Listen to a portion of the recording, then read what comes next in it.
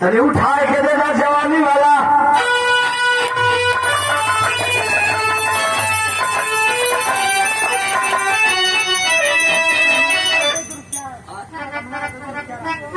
आप बड़े भैया श्री कमला प्रसाद यादव चारा की धरती से आपके द्वारा 51 रुपये स्वागत किया गया। बड़े भाई ग्राम पंचायत आराजी द्वारा से प्रधान पद के प्रत्याशी भाई धर्मेंद्र यादव भाई साहब उनके बड़े ही सम्मानित हैं। समाजवादी पार्टी के बड़े ही अच्छे कार्यकर्ता भी हैं, जेई भी हैं। आप सुरेंद्र यादव जी को बहुत बहुत प्रणाम, सभी साथियों को बहुत बहुत प्रणाम। कहना है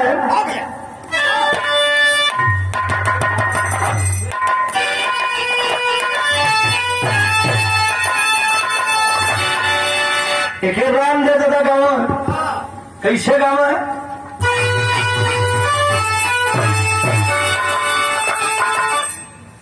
वीर तो राम दे दादा कहे सुल्तान भाई, लेकिन महाबुल्लू दादा कहे कैसे कहे।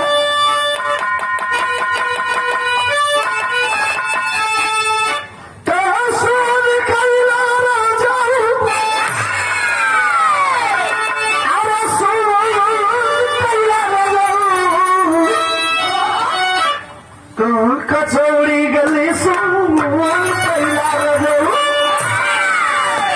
बुल्लू दादा कहो मिर्जापुर के कचौड़ी